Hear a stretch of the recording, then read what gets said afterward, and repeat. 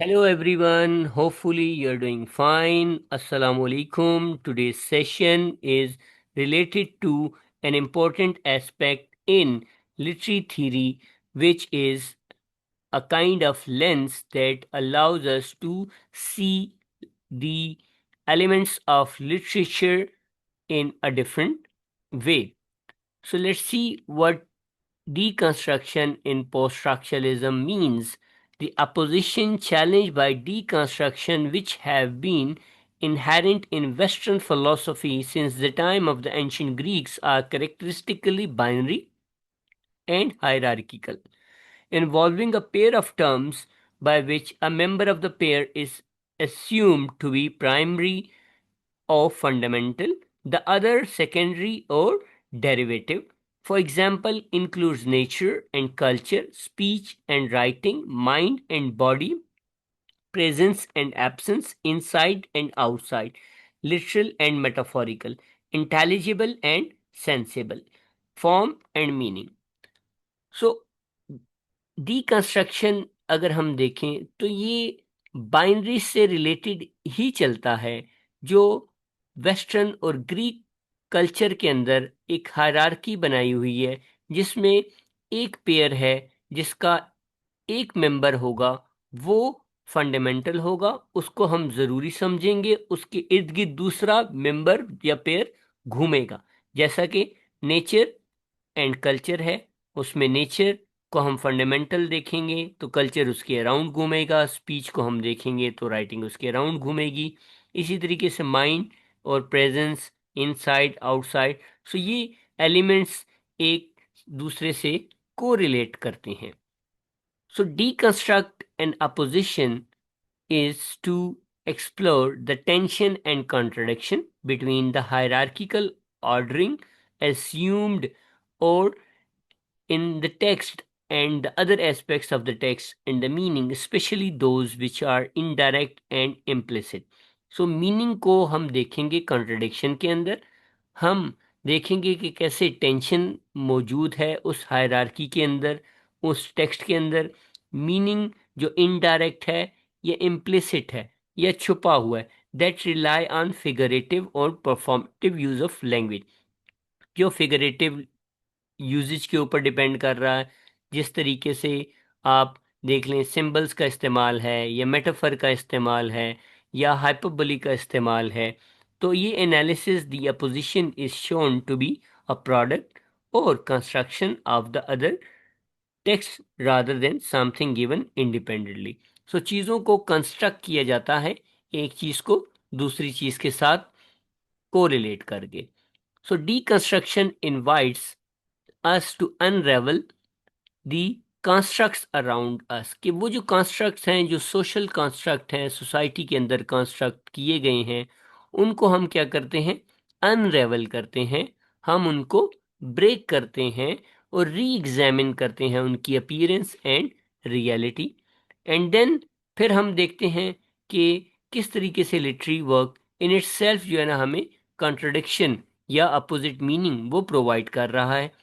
School time के अंदर we teach the meaning are fixed, कि हमें मीनिंग बताए जाते हैं, डिक्शनरी मीनिंग बताए जाते हैं, याद करवाए जाते हैं, उनके आंसर्स दिखाए जाते हैं कि एक फिक्स मीनिंग है। मीनिंग को रिलेट कर रहा है एक वर्ड का दूसरे वर्ड के साथ। सो फिर हम एक्सप्लेन करते हैं डिफरेंट इंटरप्रिटेशन, कैसे हम उनको देखने के काबिल होते हैं, जबकि हमें स्कूल एंड कॉलेज के अंदर एक फिक्स सिलेबस, एक रट्टा सिखाया जाता है, जिसके अंदर मीनिंग को हम सिर्फ और सिर्फ डिक्शनरी मीनिंग के साथ देखते हैं, और मीनिंग को जिस तरीके से एमसीक्यूज के अंदर हमें फिक्स मीनिंग दिखाए जाते हैं या सिखाए जाते हैं, या क्लोजेस्ट मीनिंग सिखाया जाता है और दूसरे मीनिंग को हम डिसरिगार्ड करते हैं। सो हाई स्कूल टीचर्स जो है ना, वो हमें इस तरह का एनालिसिस नहीं सिखा सकते जो हम यूनिवर्सिटीज़ में जाके सीखते हैं, जहाँ पे हमें इंटरप्रिटेशन को अनरेवल करना पड़ता है और री एग्जामिन करना पड़ता है।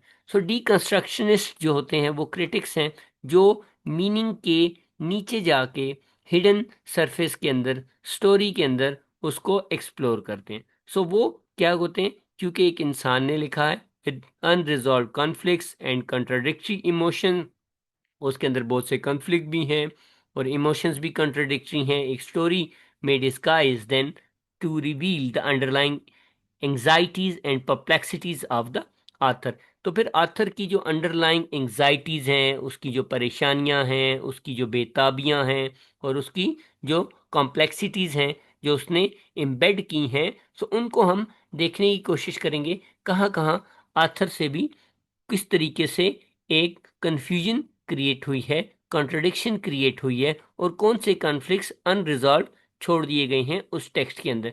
The story may have one meaning for the ordinary unsophisticated reader and another for the reader who responds to the sub surface ironies. So जो एक नॉर्मल रीडर है वो तो एक तरह से चीज़ों को समझेगा, मगर जो रीडर है, जो एक एक्सपर्ट रीडर है, जो एक लिटरेरी रीडर है, जो एक एडवांस रीडर है, वो उन चीज़ों की डिटेल में जाके, डेप्थ में जाके उनको समझने की कोशिश करेगा और मल्टीपल मीनिंग एक्सप्लोर करेगा, जो हम रीडर रिस्पॉन्स में देखते हैं कि किस तरीके से रीडर हमें मल्टीपल अंडरस्टैंडिंग प्रोवाइड करते हैं। एवरीडे डिकंस्ट्रक्शन हम देखें, सो क्या है, टीनेजर्स की लाइफ जो होती है वो क्योटिक होती है।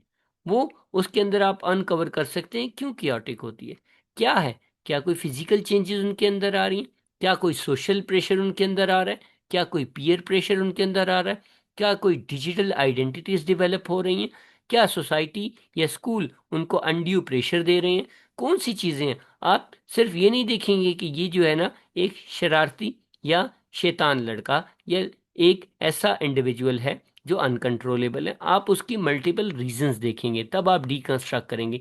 एवरीडे लाइफ के अंदर try to uncover opposition and the meanings in things. चीज़ों के हम बहुत से मीनिंग एक्सप्लोर करते हैं।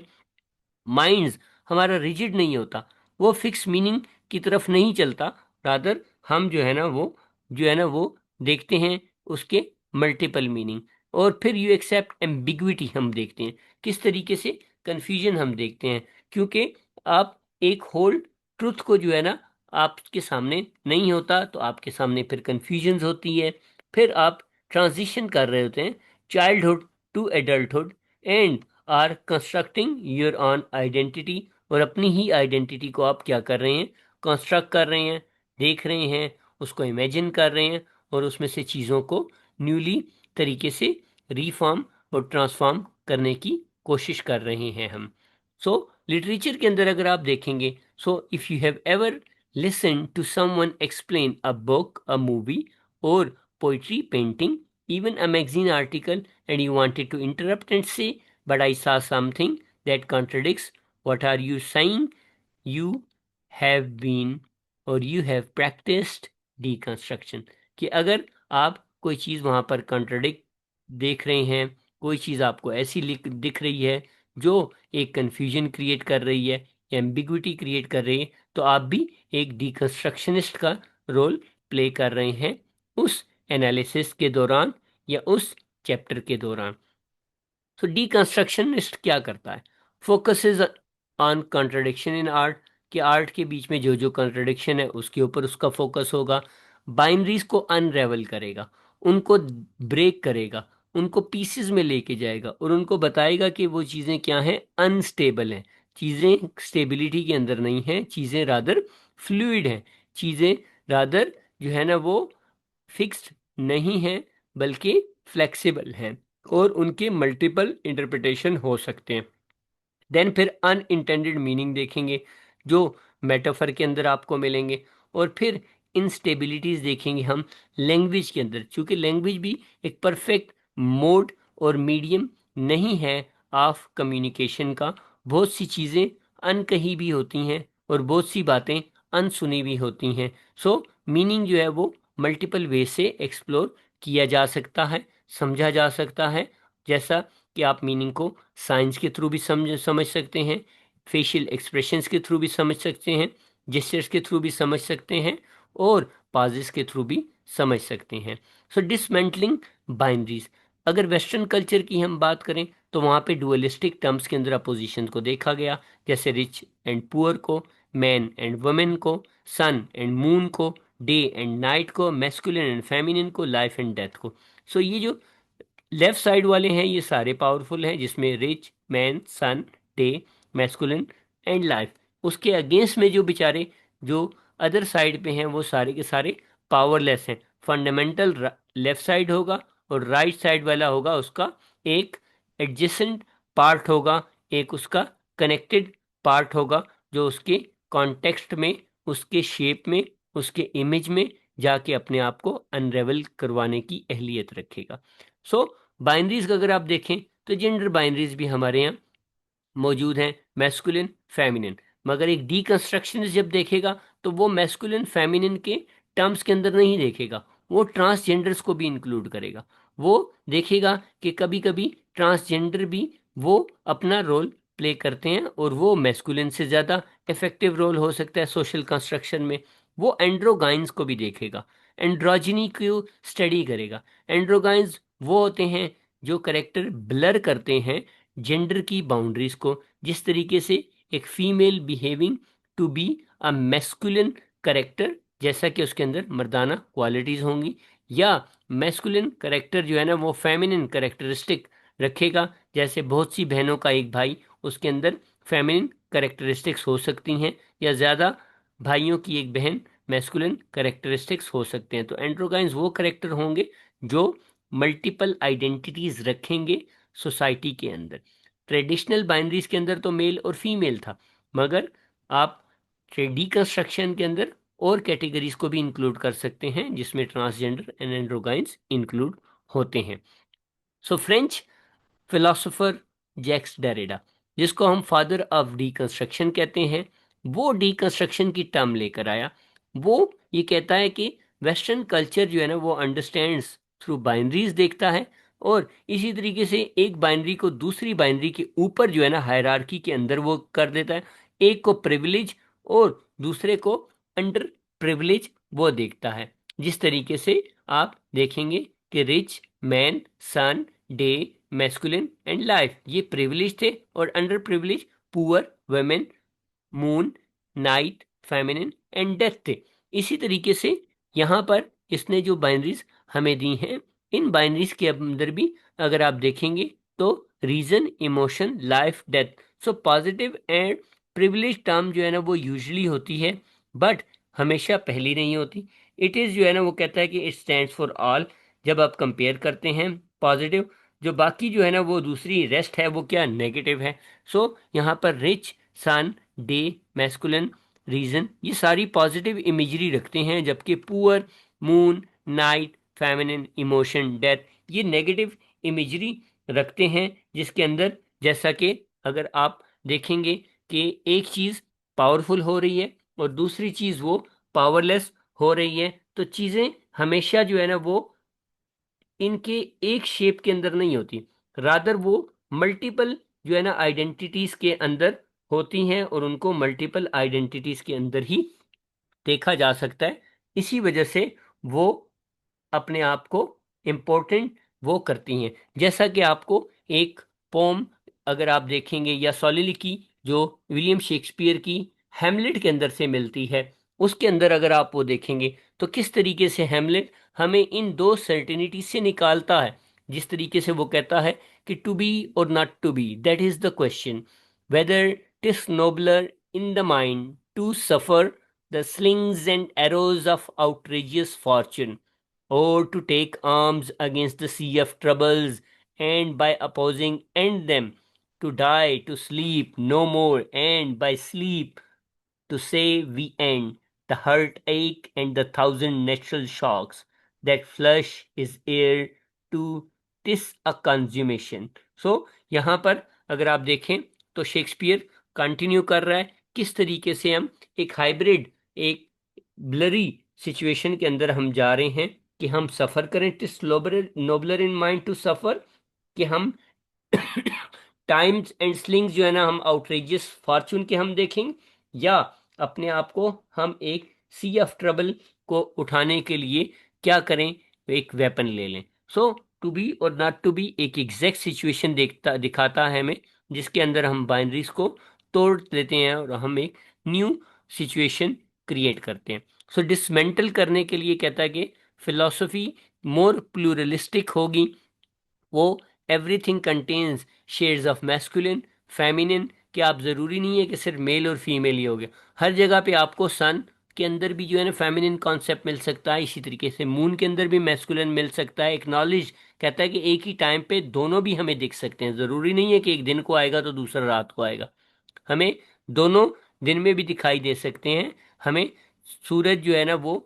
दिखाई दे सकता है चांद की मौजूदगी में। सो क्या है, ये एक सिचुएशन चेंज हो रही है और एक ब्लरी सिचुएशन हो रही है। सो डिसमेंटल करने के लिए the deconstruction seeks to, कहते हैं, take apart this binary thinking and prove it false and then the text are more, कहता है कि eastern philosophy containing shades of grey. कि आप ब्लैक एंड व्हाइट से निकल के चीजों को देखते हैं, ग्रे शेड्स को भी देखते हैं।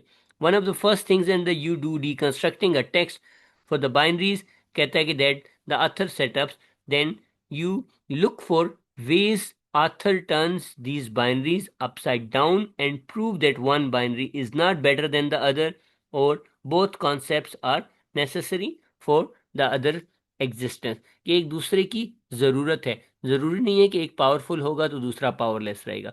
रादर चीजें को एग्जिस्ट कर सकती हैं, चीजें हारमोनी में भी चल सकती हैं, चीजें बेटर भी हो सकती हैं। दूसरों दोनों एक दूसरे के साथ इम्पोर्टेंट और कंपल्सरी पार्ट, कंपल्सरी रोल भी प्ले कर सकते हैं। सो आप हर चीज को रिवर्स नहीं कर सकते।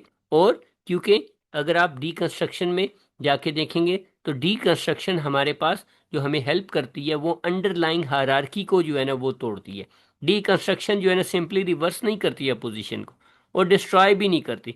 It demonstrates its inherent instability. So वो उसकी इंस्टेबिलिटी को देखते हैं। ज़रूरी नहीं है कि मर्द जो होगा वो हमेशा पावरफुल होगा, एक सख्त होगा और एक जो है ना जालिम या शिद्दत पसंद होगा। मर्द बहुत रहमदिल भी हो सकता है, मर्द बहुत केयरिंग भी हो सकता है, मर्द बहुत ज़्यादा एक फैमिली ओरिएंटेड भी हो सकता है। सो चीज़ें बेहतरी की तरफ भी जा सकती हैं। आप उनकी इंस्टेबिलिटी को देखते हैं, it takes it apart from within, और अंदर से आप उसको जो है ना वो उसके पीसेस को निकालते हैं, और उन पीसेस को विदाउट, कहता है कि जो है ना आप without putting some new more stable opposition in its place, और चीज़ों को आप बेहतरी की तरफ लेकर चलते हैं, और वो बेहतरी एक चीज से दूसरी चीज के कंपैरिजन में होती है।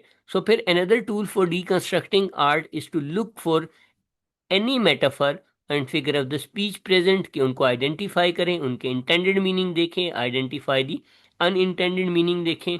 जिस तरीके से love is a rose, intended meaning तो लव इज अ रोज के अंदर जो है ना वो लव ही होगा, वो एक इमोशन होगा, पॉजिटिव होगा। मगर हो सकता है वो ब्लैक रोज हो, ब्लैक रोज तो डेथ की अलामत है। वो हो सकता है कि वाइट रोज हो जो इनोसेंस की जो है ना सिंबल ले सकता है। वो हो सकता है कि येलो रोज हो जो फ्रेंडशिप की सिंबल ले सकता है। सो मीनिंग को अनइंटेंडेड और मल्टीपल पर्सपेक्टिव में देखा भी जा सकता है। You are the sunshine of my life, कि इसको भी आप देख सकते हैं कि इम्पोर्टेंट पार्ट है, मगर हो सकता है वो डिपार्टेड पर्सन हो सकता है वो दुनिया से चला गया हो लेकिन उसकी याद आ रही हो, वो ड्रीमी सिचुएशन में हो, वो हेलुसिनेशन में हो। सो मीनिंग को मल्टीपल पर्सपेक्टिव के अंदर मेटाफर्स को एम्बेड करके देखा जा सकता है। सो लैंग्वेज के अंदर इंस्टेबिलिटी है। The meaning that we receive through language are not fix, वो फिक्स नहीं होते। If you say a group of the people I have a nicer car, so the sentence will conjure different things in each persons mind, कि वो due to each person history, background and experience, उस गाड़ी से related हर एक, कोई बंदा appreciate करेगा, कोई बंदा हो सकता है उससे जेलस हो जाए, कोई बंदा हो सकता है उसको अपनी पर्सनल कार से अपनी हिस्ट्री के साथ को रिलेट करें।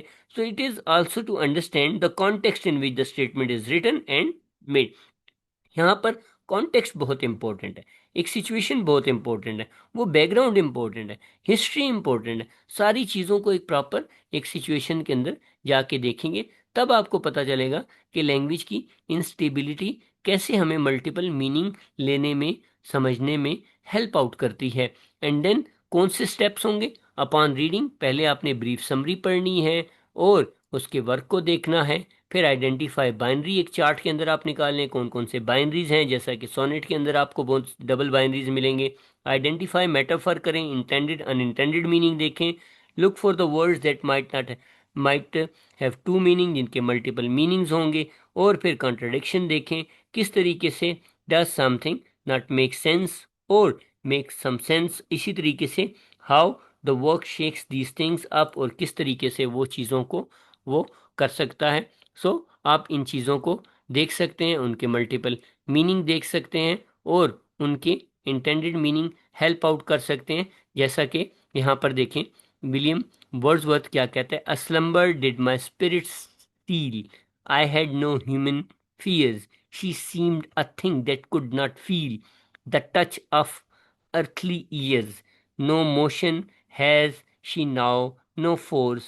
She neither hears nor sees, rolled around in earth's diurnal course with rocks, stones and trees. So हो सकता है ये अपने महबूब की तारीफ कर रहा हो जिसको अनअर्थली बना रहा है, हो सकता है ये किसी घोस्ट की तारीफ कर रहा हो सकता है ये किसी पास्ट मेमोरी के अंदर किसी बिलविड को देख रहा हो सकता है ये एक ड्रीमी सिचुएशन के अंदर हो सकता है कि इसको कोई ऐसी याद आ रही हो सूरज जो इसने खो दी हो। सो मुख्तलिफ इंटरप्रिटेशन आप देख सकते हैं इनके अंदर, आप देख सकते हैं किस तरीके से ये मल्टीपल इंटरप्रिटेशन के अंदर हेल्प आउट करता है। सो आपने क्या करना है कि बाइनरीज को देखना है, मेटाफर्स को देखना है, फिर वर्ड्स को देखना है उनके मीनिंग, फिर कंट्रडिक्शन को देखना है और चीज़ों को उनके मल्टीपल पर्सपेक्टिव में देखना है।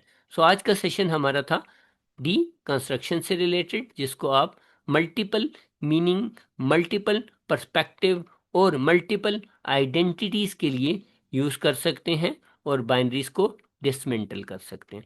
आपका कोई सवाल हो इससे रिलेटेड तो आप कमेंट सेक्शन में you can reach me out. Till next session, stay happy and make this world a better place by playing your part.